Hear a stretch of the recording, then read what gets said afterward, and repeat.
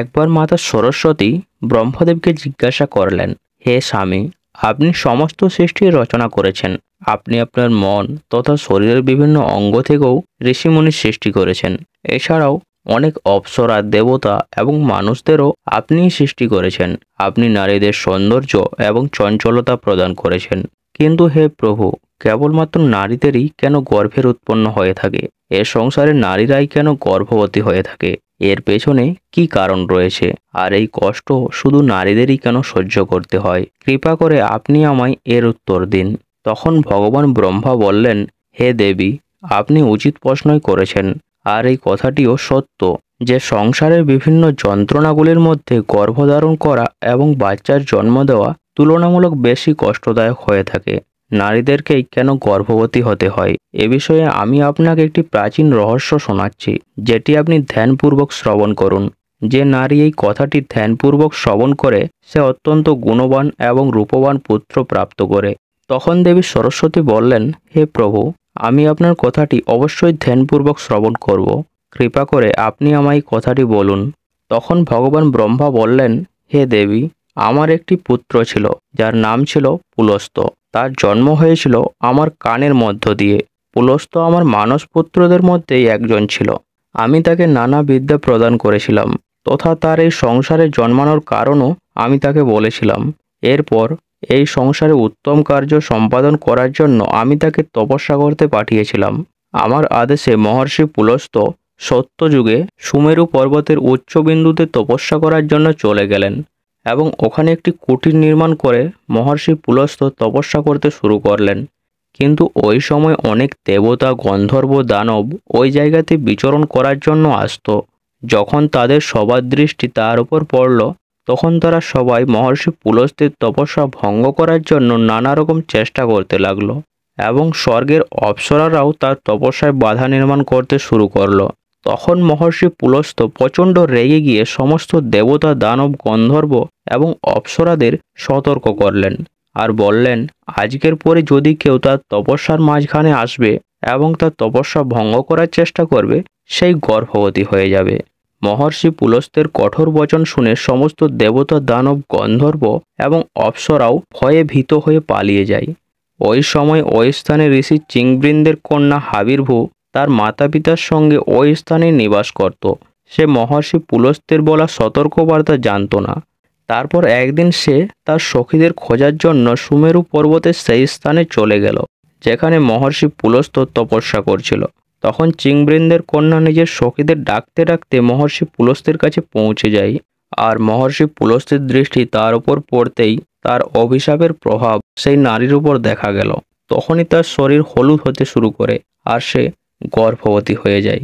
হঠাৎ তার শরীরে এমন ধরনের বিচিত্র পরিবর্তন দেখে সে খুব ঘাবড়ে গেল। আর সেই সময় হাবির্ভূর সখীরাও তার সামনে চলে আসে। তখন সে তাদের সব কথা জানালো। তারপর তার সখীরা হাবির্ভূর এই অবস্থা দেখে তাকে তার পিতার কাছে নিয়ে গেল। সেখানে গিয়ে হাবির্ভূ তার পিতাকে সব ঘটনা খুলে বলল। নিজের মেয়ের এই অবস্থা দেখে ঋষি চিংবৃন্দের খুব দুঃখ হলো। উনি নিজের দিব্যদৃষ্টির মাধ্যমে সম্পূর্ণ ঘটনাকে দেখলেন এবং তিনি জানতে পারলেন মহর্ষি পুলস্ত্যের অভিশাপের ফলেই তার মেয়ে গর্ভবতী হয়ে গেছে। এতে তিনি অত্যন্ত দুঃখী হয়ে ওনার মেয়ের সাথে সুমেরু পর্বতে মহর্ষি পুলস্ত্যের কুটিরে গেলেন। ওখানে উনি মহর্ষি পুলস্ত্যকে নমস্কার জানালেন এবং ওনার থেকে ক্ষমা প্রার্থনা করলেন এবং ঋষি চিংবৃন্দ বলতে লাগলেন, হে মহর্ষি, আপনি তো সাক্ষাৎ ভগবান ব্রহ্মার মানসপুত্র। সমস্ত সংসারে আপনার কীর্তি ছড়িয়ে রয়েছে। আপনি পরম দয়ালু এবং আপনি পরম কৃপালু। আজ আমার মেয়ের দ্বারা অজান্তেই অন্যায় হয়ে গেছে। সে আপনার দ্বারা সতর্কবার্তা থেকে অজানা ছিল। আপনার অভিশাপের ফলেই আজ আমার পুত্রী গর্ভবতী হয়ে গেছে। আমার পুত্রী এই সংসারের সর্বপ্রথম নারী যে গর্ভবতী হয়েছে।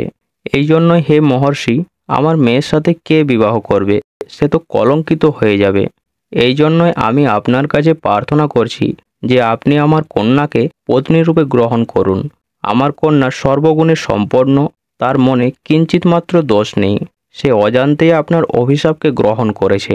আমার কন্যা সর্বদাই আপনার সেবায় তৎপর থাকবে। এইভাবে ঋষি চিংবৃন্দ আদরের সহিত মহর্ষি পুলস্তকে অনুরোধ করলেন। চিংবৃন্দের সৎকার এবং কথার সততাকে দেখে মহর্ষি পুলস্ত প্রসন্ন হলেন, আর ওনার মেয়েকে দেওয়া অভিশাপের জন্য তার অনেক দুঃখ হলো। তখন তিনি ঋষি চিংবৃন্দকে আশ্বাস দিয়ে বললেন, হে মুনিবর, আমি আপনার স্তুতি থেকে অনেক বেশি প্রসন্ন। আমার শাপের ফলেই আপনার কন্যা গর্ভবতী হয়ে গেছে। এই জন্য আমি আপনার কন্যাকে স্ত্রীরূপে গ্রহণ করছি। এই জন্য তুমি আর কোনো চিন্তা করো না। এই প্রকার মহর্ষি পুলস্ত ঋষি চিংবৃন্দের কন্যা হাবির্ভুকে পত্নী হিসাবে স্বীকার করলেন। তখন থেকে ঋষি চিংবৃন্দের কন্যা হাবির্ভু ওই আশ্রমেই থাকতে শুরু করে আর দিনরাত মহর্ষি পুলস্তের সেবায় নিজেকে নিযুক্ত করে। মহর্ষি পুলস্ত তার স্ত্রীর দিনরাত সেবা, পতিব্রতা ধর্ম আর ভক্তি দেখে অত্যন্ত প্রসন্ন হলেন এবং তাকে বললেন, হে দেবী, আমি তোমার সেবা ও ভক্তিতে অত্যন্ত প্রসন্ন হয়েছি। এই জন্য আমি তোমাকে আমার সমতুল্য পুত্র প্রাপ্তির বরদান করছি। যে সময় তুমি আমার সামনে এসেছিলে সেই সময় আমি বেদের পাঠ করছিলাম আর তুমি বেদের শ্রবণও করেছিলে। এই জন্য তোমার পুত্র 4 বেদে পারদর্শী হবে আর সমস্ত সংসারকে বেদের জ্ঞান প্রদান করবে। তোমার এই পুত্র সমস্ত সংসারে ভিশ্রাবা নামে প্রসিদ্ধ হবে। কিছু সময় পর দেবী হাবির্ভু একটি অত্যন্ত গুণবান পুত্রের জন্ম দিলেন। মহর্ষি পুলস্তের কথা অনুযায়ী সেই পুত্রের নাম রাখা হলো ভিশ্রাবা। ভিশ্রাবা নিজের পিতা মহর্ষি পুলস্তের মতোই জ্ঞানী, সত্যবাদী ও ধর্মের পালনকর্তা ছিলেন। ওনার খ্যাতি সম্পূর্ণ বিশ্বে ছড়িয়ে পড়েছিল। ওনার কীর্তি ও মহানতাকে দেখে মহর্ষি ভরদ্বাজ মুনি ওনার পুত্রী ইলাবিভার সাথে ওনার বিবাহ দিয়েছিলেন। ইলাবিভার গর্ভ থেকে একটি পুত্রের জন্ম হলো, যার নাম বৈশ্রবণ। বৈশ্রবণের আরেক নাম হলো কুবের। ভগবান ব্রহ্মাকে প্রসন্ন করার জন্য কুবের কঠোর তপস্যা করলেন। তখন কুবেরের তপস্যায় প্রসন্ন হয়ে ভগবান ব্রহ্মা আবির্ভাব হলেন এবং তাকে বরদান করলেন আর তাকে উত্তর দিকের স্বামী তথা ধনদক্ষ বানিয়ে দিলেন। তার সাথে সাথেই মনের গতিতে চলতে পারা পুষ্পক বিমানও তাকে উপহার দিলেন। কুবের ধন সম্পত্তির অধিপতি। গন্ধমাদন পর্বতে স্থিত সম্পত্তির চতুর্থ অংশের অধিপতি হলেন কুবের। কুবের ওই ধন সম্পত্তির 16 অংশ সাধারণ মানুষদের দান করে দিতেন। মহর্ষি ভিশ্রাবার দ্বিতীয় পত্নীর নাম ছিল কৈকচি। একবার ভগবান শিব মাতা পার্বতীর জন্য এক সোনার নগরী নির্মাণ করিয়েছিলেন, যেটির নাম দেওয়া হয়েছিল লঙ্কা। ওই লঙ্কা নগরীর গৃহপ্রবেশের সময় ভগবান ব্রহ্মা ঋষি ভিশ্রাবাকে নেমন্তন্ন করেছিলেন। ঋষি ভিশ্রাবা ওনার পত্নী কৈকচিকে সঙ্গে নিয়ে গিয়েছিলেন। যখন ভগবান শিব ঋষি ভিশ্রাবাকে দান চাওয়ার জন্য বললেন, তখন ভিশ্রাবার দুষ্টু পত্নী কৈকচি ছল করে ওনাকে লঙ্কা নগরী যাওয়ার জন্য বাধ্য করেছিলেন। আর ভগবান শিব তো ভোলেনাথ, উনি ঋষি ভিশ্রাবাকে লঙ্কা নগরী দান করে দিয়েছিলেন, যার ফলে মাতা পার্বতী খুব ক্রোধিত হন আর উনি কৈকচিকে অভিশাপ দিয়ে বলেন, আজ তুমি আমার পতির থেকে স্বর্ণলঙ্কা ছল করে চেয়ে নিয়েছ। একদিন তিনি তোমার এই স্বর্ণলঙ্কা জ্বালিয়ে ভস্ম করে দেবে। যার পরে মহর্ষি ভিশ্রাবা ভগবান শিবের দেওয়া স্বর্ণলঙ্কা তার পুত্র কুবেরকে প্রদান করেছিলেন। কিন্তু পরে কৈকচির পুত্র রাবণ সেই সোনার লঙ্কা কুবেরের থেকে ছিনিয়ে নিয়েছিলেন। এর পরবর্তীতে ত্রেতা যুগে ভগবান শিবের অবতার হনুমানজি সেই সোনার লঙ্কা জ্বালিয়ে ভস্ম করে দিয়েছিলেন। ব্রহ্মদেব বলতে শুরু করলেন, হে দেবী, এই প্রকার মহর্ষি পুলস্তের শাপের কারণে সংসারের সমস্ত স্ত্রী গর্ভবতী হয়ে থাকে। আমি সংসারের সমস্ত স্ত্রীকে পুরুষের থেকে অধিক সহনশীল বানিয়েছি। তাদের কাছে সমস্ত দুঃখ সহ্য করার ক্ষমতা পুরুষের থেকে অধিক রয়েছে। এই জন্য স্ত্রীদের রচনা করার জন্য আমার সব থেকে অধিক সময় লেগেছে। গর্ভধারণ করা এটি নারীদের রূপে একটি অনেক বড় বরদান। আমি নারীদের মধ্যে মমতা ও প্রেম ভাবের নির্মাণ করেছি, যাতে নারীরা নিজের সন্তানদের লালন পালন করতে পারে। এ সংসারে নারীদের তুলনা কোনো কিছুর সাথে করা যেতে পারে না। নারীরা অতুলনীয়। নারীরাই এ সংসারের আধার। এজন্যই এই সংসারের শ্রেষ্ঠ রচনা নারীদেরই বলা হয়ে থাকে। তো বন্ধুরা, এইভাবে মহর্ষি পুলস্তের অভিশাপের ফলেই সংসারের সমস্ত স্ত্রী গর্ভবতী হয়ে থাকে।